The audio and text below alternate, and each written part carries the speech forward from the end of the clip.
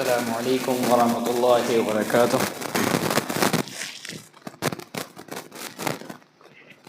نحمده ونصلی علی رسوله الکریم، اما بعد۔ اعوذ باللہ من الشیطان الرجیم۔ وقال اللہ تعالی فی قرآن المجید والفرقان الحمید، کل نفس بما کسبت رہینہ۔ سورۃ المدثر، آیت نمبر 48۔ محترم حاضرین، اللہ رب العالمین کا بے حد احسان اور شکر ہے کہ اللہ رب العالمین نے ایک اور مرتبہ ہمیں اس طرح کی مجلس کے اندر جمع ہونے کی توفیق بخشی، اور ہم اللہ رب العالمین سے اسی طرح امید رکھتے ہیں اور توفیق کی امید رکھتے ہیں کہ ہمیں اس طرح کے پروگرام میں مزید حصہ لینے کی توفیق نصیب فرمائیں، اور ہمیں جلد از جلد اس طرح کے پروگرام میں شریک ہونے کی توفیق نصیب فرمائیں، تاکہ کوئی بھی ایسی بات، ایسی چیز اور ایسی حدیث، آیت ہمارے کانوں سے سننے سے محروم نہ رہ جائے اور اس پر عمل کرنے سے محروم نہ رہ جائے،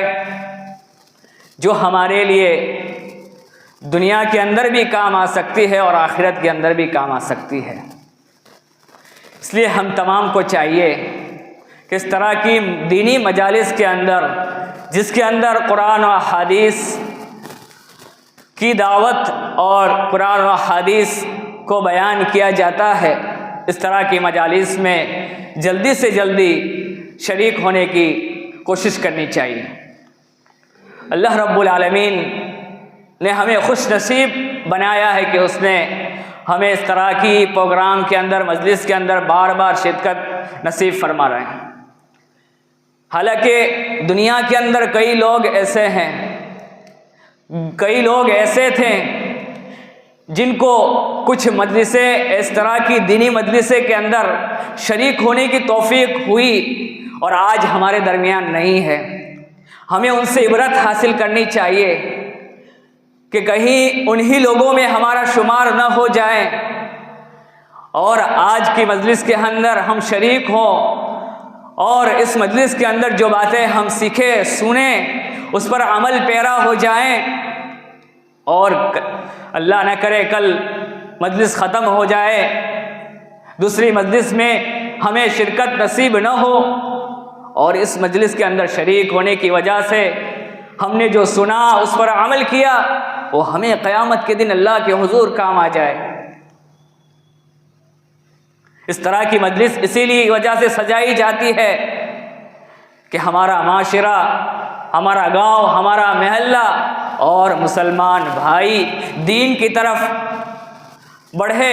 دین کے کاموں میں حصہ لے، دین کی باتوں پر عمل کرے، قرآن و حدیث پر عمل کرے، شریعت کی باتوں پر عمل کرے، اور اپنی زندگی کو بالکل شریعت کے مطابق بنائے، اور اپنی دنیاوی زندگی کو اس طریقے سے بنائے جیسے اللہ کے رسول صلی اللہ علیہ وسلم نے ہمیں بنانے کا حکم دیا ہے، اور اللہ کے رسول صلی اللہ علیہ وسلم نے اس دنیا کو بنا کر دکھایا ہے، اور ہمیں اس دنیا میں رہتے ہوئے ہمارے آنے والی جو زندگی ہے اخروی، اس کے لیے کچھ سامان مہیا، کچھ تیاری کر لیے۔ اللہ تبارک و تعالیٰ کی ایک آیت کریمہ جس کو اللہ رب العالمین نے قرآن مجید کے اندر ارشاد فرمایا، جس کو میں نے آپ کے سامنے شروع میں ارشاد فرمایا، تلاوت فرمائی، کل نفس بما کسبت رہینہ۔ اس آیت کا ترجمہ یہ ہے کہ ہر شخص، ہر نفس بما کسبت رہینہ، اپنے اعمال کے بدلے میں، اپنے اعمال کے عوض وہ گروی ہے۔ یعنی جس طرح سے ہمیں کوئی پیسے وغیرہ کی ضرورت ہو تو ہم اپنی قیمتی چیز کو کسی کے پاس گروی رکھتے ہیں، اور اس کے عوض ہم روپے پیسہ لیتے ہیں، اور اس کے ذریعے سے ہم اپنا کام نکلواتے ہیں۔ جب ہمیں وہ قیمتی چیز اس سے واپس لینا ہوتا ہے تو وہ ایسے ہمیں نہیں دے گا، بلکہ اس سے ہم نے پیسہ روپیہ لیا ہے تو ہمیں اس سے پہلے اس کی قیمت ادا کرنی پڑے گی، اس کا حق ادا کرنا پڑے گا۔ تو اللہ رب العالمین نے ہمیں زندگی بخشی ہے تو یوں کھیل تماشے کے لیے نہیں، گھومنے پھرنے کے لیے نہیں، بلکہ نیک عمل کے لیے ہے۔ اس زندگی جو اللہ رب العالمین نے ہمیں عطا فرمائی ہے تو اس زندگی میں رہتے ہوئے ہم اخروی زندگی کے لیے تیاری کریں۔ یہ ہمارے لیے، ہم اپنی زندگی، دنیاوی زندگی ہمارے لیے گروی ہے، ہم دنیا میں جیسا کریں گے آخرت میں ویسا پائیں گے۔ اس لیے ہمیں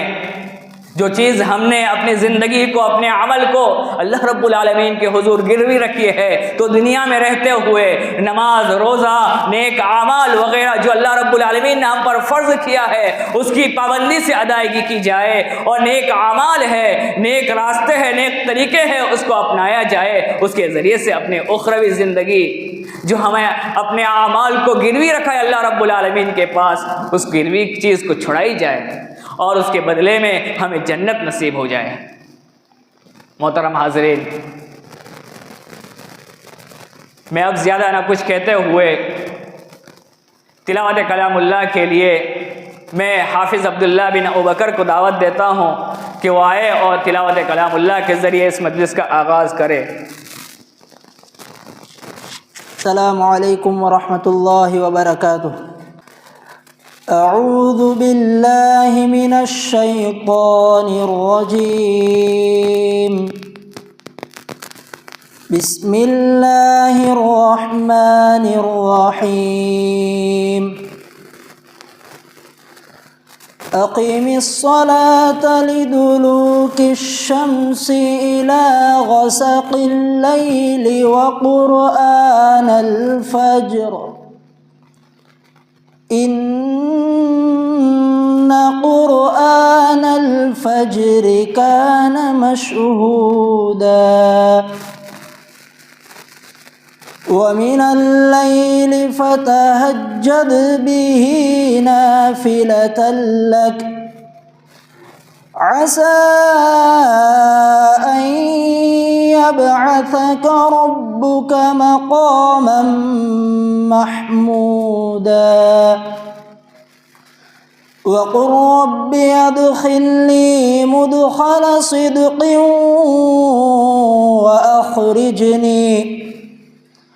وأخرجني مخرج صدق واجعل لي من لدنك سلطانا نصيرا وقل جاء الحق وزهق الباطل إن الباطل كان زهوقا وننزل من القرآن ما هو شفاء ورحمة للمؤمنين ولا تزد الظالمين إلا خسارا وإذا أنعمنا على الإنسان أعرض ونأى بجانبه وإذا مسه الشر كان يئوسا قل كل يعمل على شاكلته فربكم أعلم بمن هو أهدى سبيلا۔ السلام علیکم۔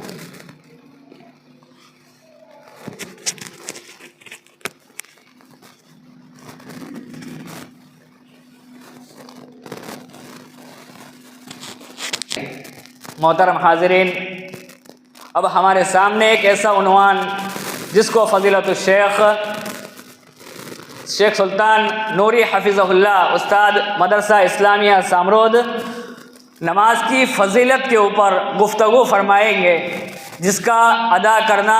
ہر مسلمان کے اوپر فرض ہے، اور اس کو جاننا، اس کے طریقے کو جاننا، اس کی اہمیت کو جاننا اور اس کو ادا کرنا، اس کو پڑھنے کی کیا فضیلت ہے، یہ ہر ایک مسلمان کے لیے جاننا ضروری ہے، تاکہ وہ زیادہ سے زیادہ اللہ رب العالمین نے جو اس پر نماز 5 وقت کی فرض کی ہے تو اس نماز کو پابندی سے پڑھتے رہنے کی کوشش کرنے لگ جائے، اور زیادہ سے زیادہ اللہ رب العالمین کے گھر میں آ کر 5 وقت کی پابندی سے نماز پڑھنے لگ جائے، تاکہ اس کے ذریعے سے اس کی اخروی زندگی سنور جائے۔ اور میں نے شروع کے اندر جو آیت تلاوت کی اس کا مطلب بھی یہی تھا کہ اللہ رب العالمین نے جو کام فرض کیا ہے اس کا ادا کرنا، یہ بھی ہمارے اوپر ایک گروی ہے، یہ بھی ایک چیز گروی ہے، ہمارے لیے گروی ہے، اس لیے اس کا ادا کرنا بھی بہت ضروری ہے۔ جس انسان نے اس کو ادا کر لیا تو اس نے اللہ رب العالمین سے اپنے اعمال کو جو اس نے گروی رکھا ہے اس کو چھٹکارا پا لیا، اور اس کے بدلے میں جنت نصیب ہو گئی اور جہنم سے آزادی پا گیا۔ لہذا ضرورت اس بات کی ہے کہ شیخ محترم جو ہمارے سامنے بات قرآن و حدیث کے جو بات پیش کریں گے اس پر ہم زیادہ سے زیادہ عمل کرنے کی کوشش کریں گے۔ میں فضیلت الشیخ سلطان نوری صاحب کو دعوت دیتا ہوں کہ وہ آئے اور عوام کے سامنے نماز کی فضیلت کے اوپر قرآن و حدیث کی روشنی میں کچھ گفتگو فرمائے۔ السلام علیکم ورحمۃ اللہ وبرکاتہ۔ ان الحمد للہ نحمده ونستعینه ونستغفره ونعوذ باللہ من شرور انفسنا ومن سیئات اعمالنا من يهده الله فلا مضل له ومن يضلل فلا هادي له وأشهد أن لا إله إلا الله وحده لا شريك له وأشهد أن محمدا عبده ورسوله أما بعد فإن خير الحديث كتاب الله وخير الهدي هدي محمد صلى الله عليه وسلم وشر الأمور محدثاتها وكل محدثة بدعة وكل بدعة ضلالة وكل ضلالة في النار۔ أعوذ بالله من الشيطان الرجيم، بسم الله الرحمن الرحيم، يا أيها الذين آمنوا اتقوا الله حق تقاته ولا تموتن إلا وأنتم مسلمون، يا أيها الناس اتقوا ربكم الذي خلقكم من نفس واحدة وخلق منها زوجها وبث منهما رجالا كثيرا ونساء واتقوا الله الذي تساءلون به والأرحام إن الله كان عليكم رقيبا، يا أيها الذين آمنوا اتقوا الله وقولوا قولا سديدا يصلح لكم أعمالكم ويغفر لكم ذنوبكم ومن يطع الله ورسوله فقد فاز فوزا عظيما۔ فقد قال الله تعالى في القرآن المجيد والفرقان الحميد، فأعوذ بالله من الشيطان الرجيم، بسم الله الرحمن الرحيم، من همزه ونفخه ونفسه، اتل ما اوحي اليك من الكتاب واقم الصلاه ان الصلاه تنهى عن الفحشاء والمنكر ولذكر الله اكبر والله يعلم ما تصنعون۔ وعن ابي هريره رضي الله عنه ان رسول الله صلى الله عليه وسلم قال: الا ادلكم على ما يمحو الله به الخطايا ويرفع به الدرجات؟ قالوا: بلى يا رسول الله۔ قال: إسباغ الوضوء على المكاره وكثرة الخطى إلى المساجد وانتظار الصلاة بعد الصلاة فذلكم الرباط۔ معزز و مکرم علماء کرام، بزرگان امت، نوجوانان ملت، پردہ نشین خواتین اسلام، تمام قسم کی تعریف و توصیف، بڑائی و کبریائی اس وحدہ لا شریک کے لیے لائق و زیبا ہے، جس نے ہم سب کو پیدا کیا اور ساتھ ہی ساتھ ہمیں ایمان کی دولت سے مالا مال کیا، اور ہمیں اس طرح کی مجلسوں میں موجود ہونے کی توفیق بخشی، اور ساتھ ہی ساتھ ہماری دنیاوی اور اخروی کامیابی کے لیے 5 وقت کی نمازوں کو ہم پر فرض کیا۔ بعدہ درود و سلام کا نذرانہ پیش ہو تمام انبیاء کرام پر، خصوصاً ہمارے آخری نبی جناب محمد الرسول اللہ صلی اللہ علیہ وسلم کی ذات اقدس پر، کہ جنہوں نے انسانوں کو ظلمت کے اندھیرے سے نکال کر ہدایت کے نور کی طرف رہنمائی کی، اور ساتھ ہی ساتھ اپنی امت کی آسانی کے لیے نبی کریم صلی اللہ علیہ وسلم اللہ رب العزت کے دربار میں بار بار جا کر کے 50 وقت کی نمازوں کو کم کرا کر 5 وقت کی نمازیں ہم پر باقی رکھی۔ حضرات، ابھی خطبہ مسنونہ کے بعد سورۃ العنکبوت کی ایک مشہور و معروف آیت میں نے آپ کے روبرو تلاوت کی ہے۔ اللہ تبارک و تعالیٰ نے اس آیت میں پیارے نبی کریم صلی اللہ علیہ وسلم سے خطاب کرتے ہوئے قرآن مجید کی تلاوت کا حکم دیا اور نماز قائم کرنے کا حکم دیا ہے۔ فرمایا کہ اتلو ما اوحی الیک من الکتاب واقم الصلاۃ، اے پیغمبر، کتاب کی جو وحی آپ کے جانب آ رہی ہے اس کی تلاوت کرتے رہیے اور نماز قائم کیجیے، کہ ان الصلاۃ تنہی عن الفحشاء والمنکر، یقیناً نماز ایک ایسی عبادت ہے جو انسان کو بے حیائی اور برائی سے روکتی ہے۔ وَلَذِكْرُ اللَّهِ اکبر، اور اللہ کا ذکر بہت بڑی بات ہے۔ وَاللَّهُ يَعْلَمُ مَا تَصْنَعُونَ، اور جو کچھ تم کرتے ہو اللہ سب کچھ خوب جانتا ہے۔ حضرات، نماز دین کا دوسرا بڑا ستون ہے اور یہ بندگی کا سب سے بڑا مظہر ہے۔ مسلمان چھوٹا سا جب رہتا ہے، بچپن کے مرحلے سے جب گزر رہا ہوتا ہے، سب سے پہلا عملی حکم جس کی تربیت مسلمان بچوں کو دی جاتی ہے وہ یہی نماز ہے، اور روز آخرت سب سے پہلے باز پرس جو ہونے والی ہے، پوچھا جانے والا ہے، وہ یہی نماز ہے۔ نماز کی اہمیت کے حوالے سے تو اہل علم نے بارہا آپ کے سامنے گفتگو کی ہے اور آپ نے بارہا اہل علم سے گفتگو سنی۔ آج میں فضیلتوں سے تعلق رکھنے والا پہلو لے کر آپ کی خدمت میں حاضر ہوا ہوں کہ نماز ایک ایسی عبادت ہے جس سے بے شمار فضیلتیں جڑی ہوئی ہیں۔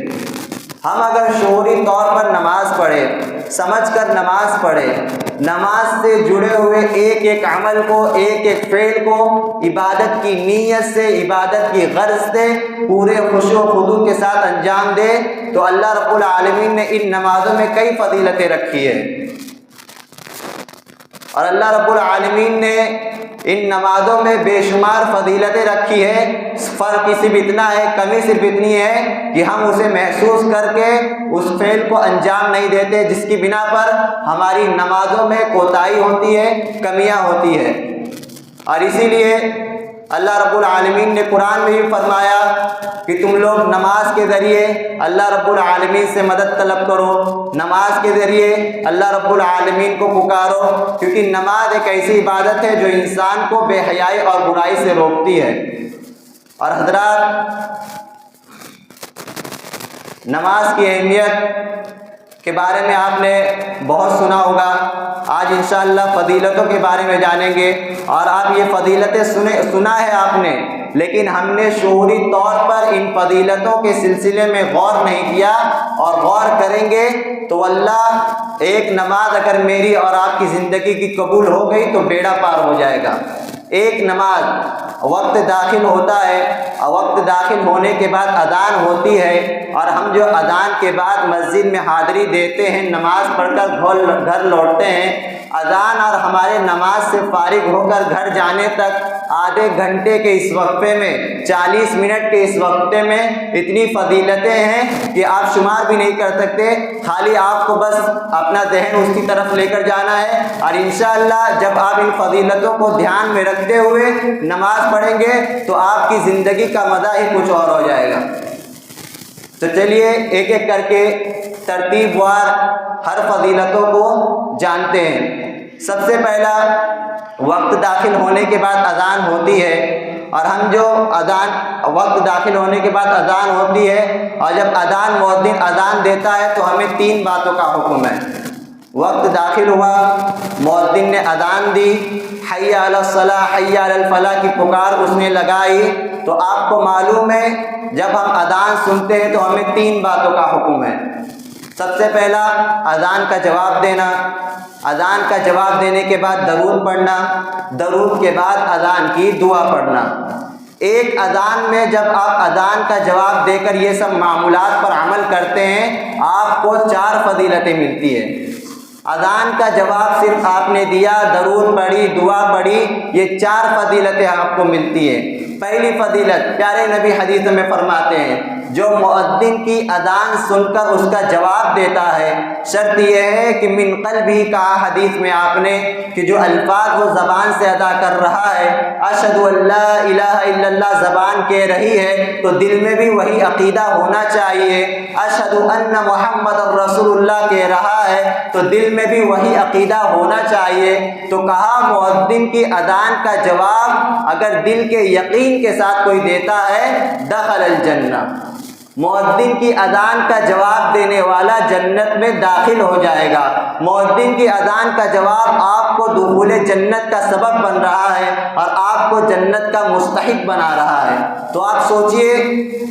ابھی نماز کے سلسلے میں آپ نے صرف پہلا قدم رکھا،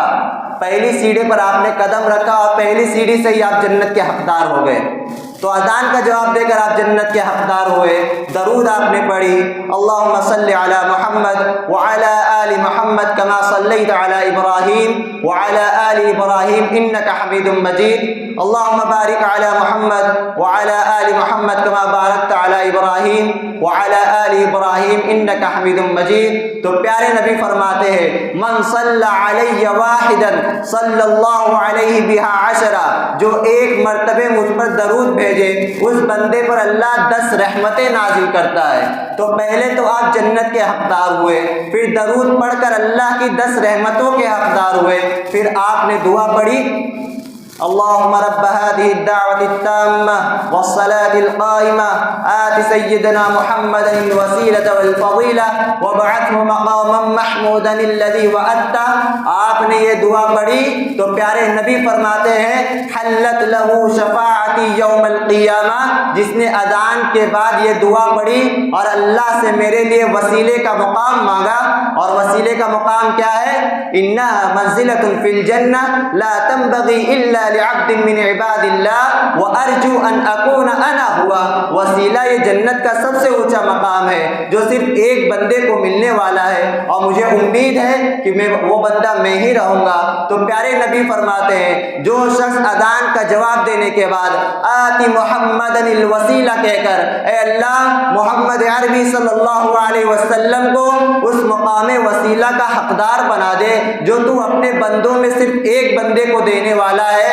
تو کہا حلت لہو شفاعتی یوم القیامہ، روز قیامت وہ میری شفاعت کا حقدار ہو گیا، میں اس کے حق میں سفارش کروں گا. پیارے نبی کی سفارش کا جو حقدار ہو جائے روز قیامت اللہ کے فضل سے واللہ اس کا بیڑا پار ہو جائے گا. شرط یہ ہے کہ اس شفاعت کو پانے کے لیے شرک نہیں ہونا چاہیے. بھلے سے گناہ ہمارے نام اعمال میں لیکن شرک اگر نہ ہو تو یہ اسباب شفاعت اگر ہم ان کو اپنا لیں پیارے نبی کی شفاعت ہمیں جنت کا حقدار بنائے گی. یہ تیسری فضیلت ہے، پیارے نبی کی سفارش کے ہم حقدار بنتے ہیں. چوتھی فضیلت جو وضو سے جو اذان سے جڑی ہوئی ہے، دعا کی قبولیت. صحابہ نے ایک مرتبہ پیارے نبی سے کہا یا رسول اللہ ان المؤذنین یفضلوننا، اے اللہ کے نبی یہ اذان دینے والے جو مؤذن حضرات ہیں کیا فضیلت ہے ان کی؟ یہ فضیلت میں ہم سے بہت آگے بڑھتے جا رہے ہیں کہ دن میں 5 وقت وہ صدائے توحید بلند کرتے ہیں اور اللہ کے پاس ان کا مقام و مرتبہ ہی کچھ ہے. پیارے نبی نے کیا فرمایا جانتے ہیں؟ کہا ان کے مقام و مرتبے کو پانے کا تمہارے پاس ذریعہ یہ ہے کہ قل کما یقولون، قل کما یقولون، مؤذن کی اذان کا جواب دو، فَإِذَا انْتَهِيتَ فَسَلْتُؤْتَ، جب اذان کا جواب دے کر فارغ ہو جاؤ تو جو مانگنا ہے رب سے مانگو، دیے جاؤ گے، تمہاری دعائیں قبول ہوں گی۔ صرف ہم نے اذان سنی، جواب دیا، دعا پڑھی، درود پڑھی، یہ 4 فضیلتیں ہمیں ملی، ٹھیک؟ اچھا اب آگے بڑھ کے ہم نے وضو کیا، وضو کرتے ہیں، نماز کو جانا ہے، گھر میں آپ وضو کرتے ہیں، مسجد میں وضو کرتے ہیں، یہ وضو بھی آپ کو 4 فضیلتوں کا حقدار بناتا ہے۔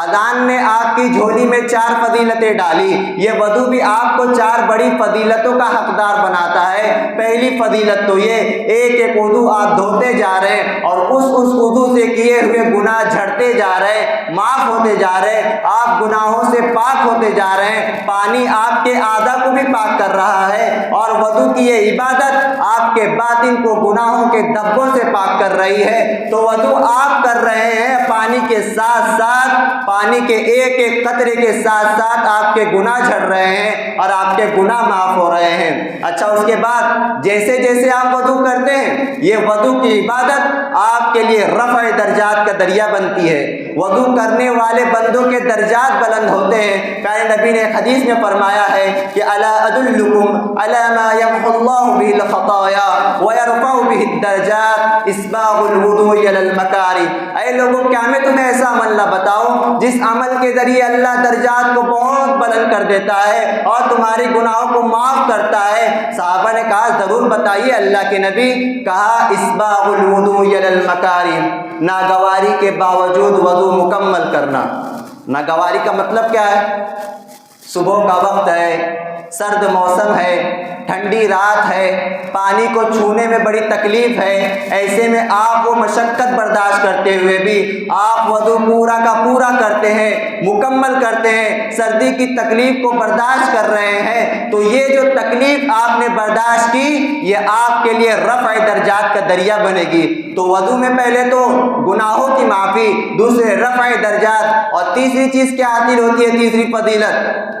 جن اعضائے وضو کو ہم دھلتے ہیں، صاف کرتے ہیں، یہ اعضائے وضو روشن ہونے والے ہیں۔ یہ حقیقت میں وضو ہمیں زیور سے آراستہ کر رہا ہے۔ پیارے نبی نے حدیث میں فرمایا ہے کہ ان امتی یأتون یوم القیامت غرا محجلین من اثر الوضوء، کہ میرے امتی کل روز قیامت اس حالت میں آئیں گے کہ ان کے اعضائے وضو چمک رہے ہوں گے، اعضائے وضو روشن رہیں گے۔ تبلغ الحلیۃ من المؤمن حیث یبلغ الوضوء، کہ کل روز قیامت، روز حشر کی عدالت میں مومن کا زیور وہاں تک پہنچے گا جہاں تک وضو کا پانی پہنچا تھا۔ تو وضو ہمیں آخرت کی اتنی بڑی فضیلت کا حقدار بنا رہا ہے کہ ہمارے اعضائے وضو روشن ہونے والے ہیں اور رب العالمین کی جانب سے ملنے والی خصوصی روشنی اور خصوصی نور کے ہم حقدار ہونے والے ہیں۔ 3 فضیلتیں ہو گئی۔ چوتھی فضیلت جو وضو سے جڑی ہوئی ہے،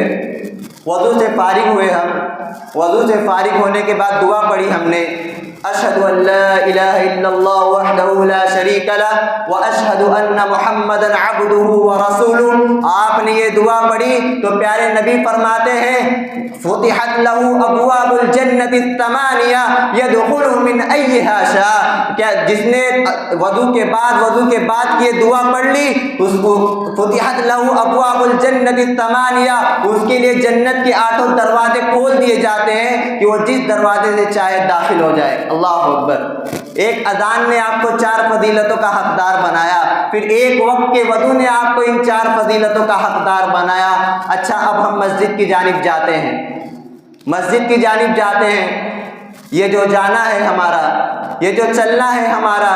ایک ایک قدم جو ہم مسجد کی جانب جاتے ہوئے رکھتے ہیں، ایک ایک قدم ہمارے گناہوں کو معاف کرتا ہے، ایک ایک قدم پر ہمارے درجات بلند ہوتے ہیں۔ جتنی دور سے آپ آئیں گے اتنے درجات آپ اپنے بلند کر رہے ہیں، اتنے گناہوں کی بخشش آپ کروا رہے ہیں۔ پیارے نبی نے حدیث میں فرمایا، ابھی جو حدیث میں نے تھوڑی دیر پہلے پڑھی، الا ادلکم علی ما یمحو اللہ بہ الخطایا ویرفع بہ الدرجات، اے لوگوں کیا میں تمہیں ایسا عمل نہ بتاؤں جس عمل کے ذریعے اللہ درجات کو بہت بلند کر دیتا ہے اور تمہارے گناہوں کو معاف کرتا ہے۔ پہلا عمل آپ نے بتایا تھا اسباغ الوضوء علی المکاری، ناگواری کے باوجود وضو مکمل کرنا۔ دوسرا عمل آپ نے بتایا کثرۃ الخطی الی المساجد،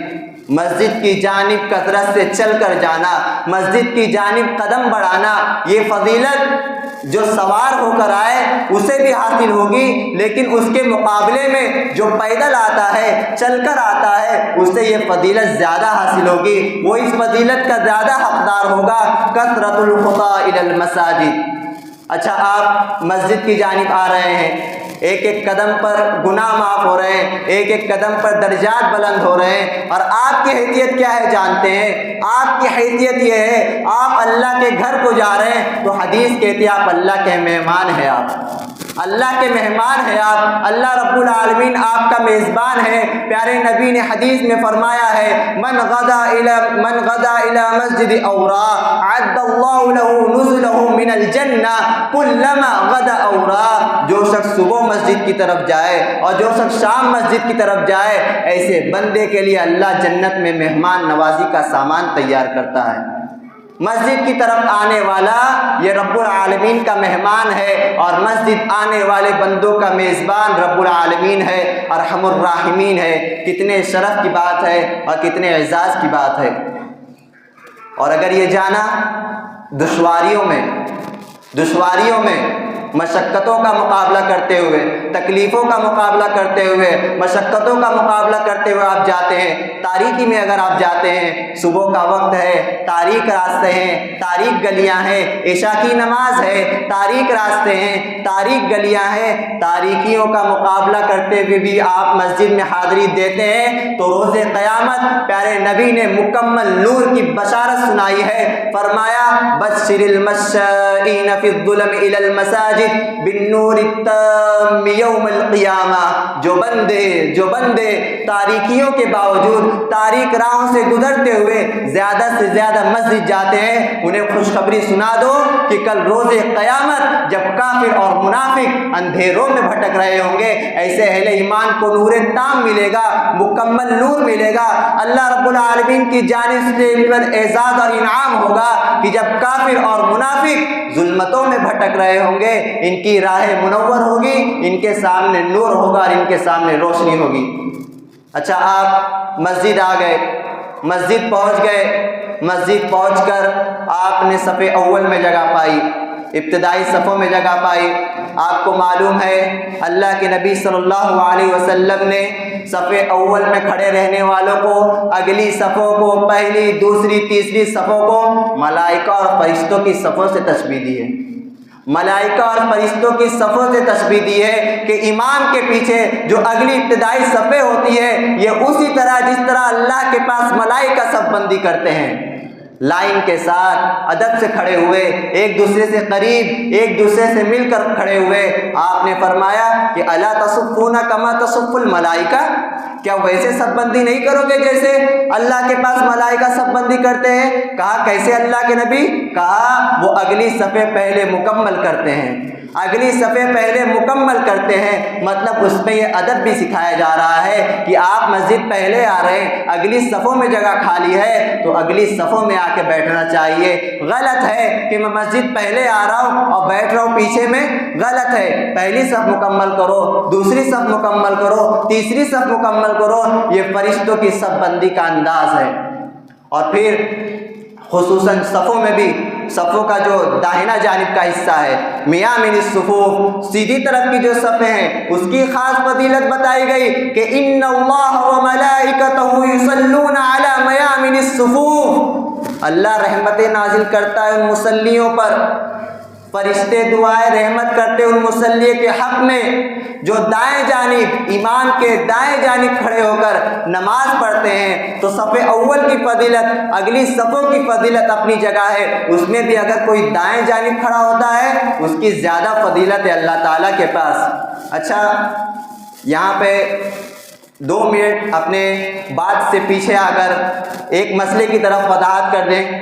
اگر میں ادب کے خلاف نہ بول جاؤں تو جمعہ کے دن کئی حضرات دیکھے جاتے ہیں جو تاخیر سے آتے ہیں، خطبہ چالو ہو گیا ہے، ہاں تاخیر سے آ رہے ہیں، لوگوں کی گردنیں پھلانگتے ہوئے، آگے جگہ باقی نہیں ہے، لوگوں کی گردنیں پھلانگ کر آتے ہیں، جگہ بناتے ہیں، وہاں آ کر سنتیں پڑھتے ہیں اور بیٹھ جاتے ہیں۔ ان سے کہنا چاہتا ہوں یہ طریقہ آپ کا بہت ہی زیادہ غلط ہے، اس لیے کہ اللہ کے نبی صلی اللہ علیہ وسلم نے فرمایا، ایک مرتبہ آپ صلی اللہ علیہ وسلم نے ایک شخص کو دیکھا، وہ مسجد میں آ رہا ہے، لوگوں کی گردنیں پھلانگتا ہوا آ رہا ہے، مسجد میں لوگوں کو تکلیفیں دے رہا ہے۔ پیارے نبی نے اس سے کہا اجلس فقط آذیتا، تم وہیں بیٹھ جاؤ اس لیے کہ تم نے لوگوں کو تکلیف دی ہے۔ پتہ یہ چلا کہ لوگوں کو تکلیفیں دیتے ہوئے آگے آ کر بیٹھنا جمعہ کے خطبے میں جائز نہیں ہے۔ نبی کریم صلی اللہ علیہ وسلم نے اس چیز سے منع فرمایا ہے، اس لیے کہ اس سے لوگوں کو تکلیف ہوتی ہے، اور بسا اوقات یہی چیز حقوق العباد میں بھی چلے جاتی ہے کہ آپ نے بندوں کو تکلیف دی، ان کی جگہ چھینی، وہ پہلے آئے تھے، وہ اس جگہ کے زیادہ حقدار تھے، تو انہیں یہاں بیٹھنا دینا چاہیے تھا، آپ نے ان کو کھسکایا، لہذا ان کو تکلیف بھی پہنچی، اور آپ نے ان کے اس جگہ پر آ کر نماز پڑھی، تو ہو سکتا ہے یہ چیز حقوق العباد میں شامل ہو جائے، اور حقوق العباد ایسی چیز ہے جب تک بندہ معاف نہیں کرے آپ اس گناہ سے بچ نہیں سکتے، تو اسی لیے اس چیز کا حد درجہ خیال رکھنا چاہیے، الا یہ کہ آپ مسجد آ رہے ہیں اور دیکھ رہے ہیں کہ پہلے آنے والے لوگوں نے مسجد کے ادب کو، صف کے ادب کو برقرار نہیں رکھا ہے، آگے جگہ خالی چھوڑ دی ہے، کچھ پیچھے بیٹھ گئے ہیں، کوئی یہاں بیٹھ گئے ہیں، کہیں جگہ خالی ہے تو آپ آئیں ادب سے سائڈ ہٹا کر کہ بھائی آگے جگہ خالی ہے، مجھے آگے جانے کی جگہ دے دیں، تو اتنا جائز ہے، لیکن جگہ بالکل نہیں ہے، سب بھری ہوئی ہے، اور اس میں آپ گردنیں پھلانگتے ہوئے آئیں اور اس کے بعد لوگوں کو ہٹا کر وہاں سنتیں پڑھیں، یہ چیز جائز نہیں ہے۔ اللہ کے نبی صلی اللہ علیہ وسلم نے بھی اس چیز سے سختی سے منع فرمایا ہے۔ اچھا، اب ہم اپنے ٹاپک پر واپس آتے ہیں۔ آپ نے مسجد آئے، مسجد صف اول میں جگہ پا لی، اب اس کے بعد آپ سنت پڑھنے کے لیے کھڑے ہوتے ہیں، سنت آپ کو پڑھنا ہے۔ آپ کو معلوم ہے اللہ کے نبی صلی اللہ علیہ وسلم نے فرض نماز سے پہلے اور فرض نماز کے بعد کی سنتوں کی کیا فضیلت بیان کی ہے۔ آپ نے فرمایا من صلی 12 رکعۃ فی یوم ولیلہ بنی اللہ لہ بیتا فی الجنہ، کہ جو شخص دن و رات کے اندر 12 نفل رکعتیں پڑھ لے، اللہ رب العالمین اس کے لیے جنت میں ایک گھر بنائے گا۔ اب سوال پیدا یہ ہوتا ہے کہ 12 رکعتیں نماز کس طرح پڑھی جائے گی، تو اس کا جواب یہ ہے فجر سے پہلے کی 2 رکعتیں، جس کے بارے میں آیا کہ دنیا وما فیہا، جو بھی اس کے اندر چیزیں ہیں، ساری چیزوں سے بہتر چیز یہ فجر کے پہلے کی 2 رکعت سنتیں ہیں۔ تو فجر کے پہلے کی 2 رکعت، ظہر سے پہلے کی 4 رکعت، پھر ظہر کے بعد 2 رکعت، کل 8 رکعتیں ہوئی، پھر عصر میں 1 بھی نہیں، پھر مغرب کے بعد 2 رکعت، کل ملا کر 10 رکعتیں ہوئی، اور عشاء کے بعد 2 رکعت۔ اگر آپ ان 12 رکعتیں نفل نمازوں کو پڑھ لیتے ہیں تو انشاءاللہ اللہ رب العالمین آپ کے لیے جنت میں ایک گھر بنائے گا۔ تو ان نمازوں کو، ان نفل نمازوں کو خصوصاً اور بھی سنت موقدہ ہے، لیکن آپ ان پر دوام برتتے ہیں اس نیت سے کہ اللہ رب العالمین میرے لیے جنت میں ایک گھر بنائے گا، تو انشاءاللہ اللہ رب العالمین آپ کے اس عمل کی وجہ سے جنت میں ایک آپ کے لیے گھر بنا دے گا، تو اس پر دوام برتے ہیں۔ اچھا، آپ مسجد آئے، صف اول میں جگہ پائی، صف اول میں جگہ پانے کے بعد آپ نے سنت پڑھ لی، سنت پڑھنے کے بعد جماعت کے وقت کے انتظار میں بیٹھے ہیں کہ جماعت کا وقت کب ہوگا، اقامت کا وقت کب ہوگا۔ آپ کا یہ بیٹھنا بھی عبادت ہے، آپ کا یہ بیٹھنا بھی نماز ہے۔ پیارے نبی نے فرمایا لا یزال احدکم فی صلاۃ ما دامت الصلاۃ تحبطہ، بندہ نماز کے انتظار میں اگر مسجد میں بیٹھا ہے، نماز کا انتظار بھی نماز ہے، نماز کا انتظار بھی نماز ہے، نماز کے انتظار میں بیٹھنا بھی نماز ہے، یعنی آپ فرض نماز اور جماعت کے وقت کے انتظار میں بیٹھے ہیں، ذکر کر رہے تو ٹھیک ہے، قرآن پڑھ رہے تو ٹھیک ہے، لیکن اگر آپ نماز کے انتظار میں خاموش بھی بیٹھے ہیں، آپ کا یہ بیٹھنا عبادت ہے، آپ کا یہ بیٹھنا باعث اجر و ثواب ہے، اور آپ کا یہ بیٹھنا بھی نماز ہے۔ اس کا مطلب یہ ہوا کہ جب نماز کے انتظار میں بیٹھے ہو، کوئی ناشائستہ گفتگو نہ کرو، کوئی ناشائستہ بات نہ کرو، کوئی غیر سنجیدہ حرکت نہ کرو، کوئی ایسا ویسا مذاق نہ کرو، اس لیے کہ تم بیٹھے نہیں ہو، بیٹھے ہو صحیح، لیکن تمہارا یہ بیٹھنا بھی اللہ کی نظروں میں، شریعت کی نظر میں نماز کی مانند ہے۔ تم نماز کے انتظار میں بیٹھے ہو تو گویا نماز پڑھ رہے ہو۔ اچھا، نماز سے فارغ ہوئے آپ، فرض نماز آپ نے پڑھ لی، اور فرض نماز کے بعد شریعت نے بہت سارے اذکار سکھائے ہیں۔ ان اذکار کا اگر اہتمام ہوتا ہے، اذکار کی سنت کو بجا لاتے ہیں تو کتنی فضیلت ہے۔ آپ نے فرمایا جو شخص نماز بعد، فرض نماز بعد 33 مرتبہ سبحان اللہ، 33 دفعہ الحمدللہ، 34 دفعہ اللہ اکبر، یا پھر 33 دفعہ اللہ اکبر پڑھ کر 34ویں مرتبہ لا الہ الا اللہ وحدہ لا شریک لہ کا ذکر پڑھ لے، غفرت خطایا وان کانت مثل زبد البحر، ایسے بندے کے سارے گناہ معاف ہو جائیں گے، اگرچہ کہ وہ گناہ سمندر کے جھاگ کے برابر بھی کیوں نہ ہو۔ صغائر یعنی صغیرہ گناہ۔ پھر نماز بعد آیت الکرسی پڑھنے کی فضیلت ہے۔ آیت الکرسی پڑھنے کی فضیلت ہے کہ جو شخص، آپ صلی اللہ علیہ وسلم نے فرمایا، جو شخص نماز کے بعد، فرض نماز کے بعد آیت الکرسی پڑھ لے گا، آیت الکرسی پڑھ لے گا، لم یمنع من دخول الجنت الا ان یموت، اس میں اور جنت میں صرف موت کا فاصلہ ہے۔ یعنی آپ نے فرض نماز کے بعد آیت الکرسی پڑھ لی تو جنت کے حقدار ہو گئے۔ جنت میں جانے میں اگر کوئی رکاوٹ ہے تو بس موت ہے، جیسے ہی آنکھیں بند ہوئی اور موت نصیب ہو گئی، اس لیے کہ آپ نے فرض نماز کے بعد آیت الکرسی پڑھی ہے، اس کا ورد کیا ہے۔ جس آیت الکرسی میں توحید کا بیان ہے، اللہ کی عظمتوں کا بیان ہے، اللہ کے اسماء و صفات کا تذکرہ ہے، وہ تو آیت الکرسی جہاں ورد ہے، وہی ہمارے دل کا اعتقاد اور عقیدہ بھی ہو تو لم یمنع من دخول الجنت الا ان یموت، صرف موت کا فاصلہ ہے۔ ادھر آنکھیں بند ہوئی اور ادھر جو ہے بندہ جنت کے ماحول میں داخل ہو گیا۔ اچھا، نماز کے اذکار سے فارغ ہوئے آپ، نماز کے اذکار سے فارغ ہونے کے بعد جب تک آپ مسجد میں ہیں، جب تک آپ مسجد میں ہیں، اس وقت تک ملائکہ اور فرشتے آپ کے حق میں دعا کر رہے ہیں۔ ملائکہ جو اس بندے کے حق میں دعا کرتے رہتے ہیں جو نماز بعد مسجد میں موجود ہے، کہتے اللہم اغفر لہ اللہم ارحمہ۔ حدیث کے الفاظ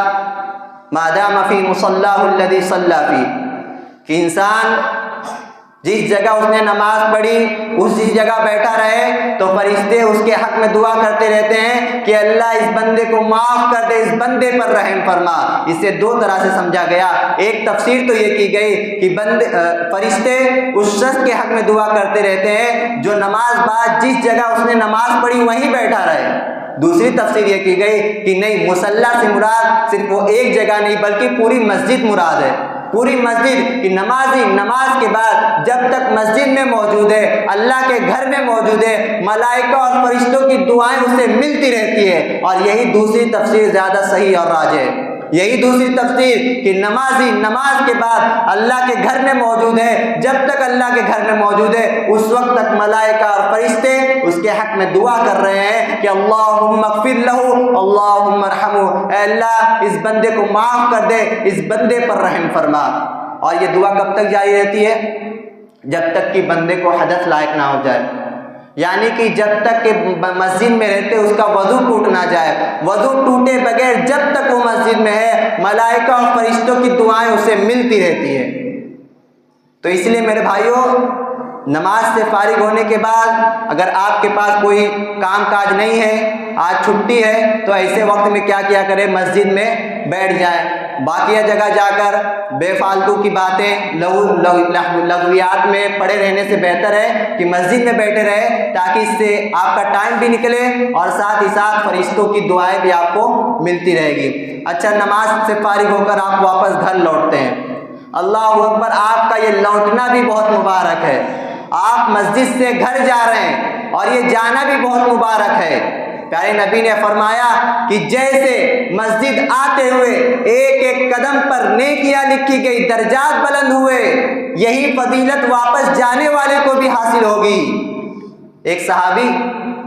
بہت دور سے آیا کرتے تھے، صحابہ نے مشورہ دیا مسجد نبوی کے بازو گھر بنا لو۔ انہوں نے کہا نہیں، میں نہیں چاہتا، مسجد کے بازو آنا نہیں چاہتا۔ پیارے نبی کے پاس یہ بات شکایت کے طور پر پہنچی، پیارے نبی نے بلا کے پوچھا کیوں ایسی بات کہی تم نے؟ مسجد کے بازو گھر نہیں چاہتا، مسجد کے بازو آنا نہیں چاہتا۔ صحابی نے کہا اے اللہ کے نبی، میں نے اس نیت سے یہ بات کہی کہ دن میں 5 وقت میں چاہتا ہوں کہ بڑا دور سے چل کر آؤ نماز کو، تاکہ مسجد آتے ہوئے بھی اور مسجد سے گھر واپس جاتے ہوئے بھی ایک ایک قدم میرے حق میں لکھا جائے، نیکیاں لکھی جائے۔ پیارے نبی نے اس صحابی سے کہا قد جمع اللہ لک ذلک کلہ، اللہ نے تمہارے لیے ساری فضیلتیں جمع کر دی ہے، آتے ہوئے بھی اجر و ثواب ایک ایک قدم پہ، جاتے ہوئے بھی اجر و ثواب بھی ایک ایک قدم پہ۔ حضرات یہ سب فضیلتیں ایک نماز کی، اتنی فضیلتیں جو آپ نے سنی،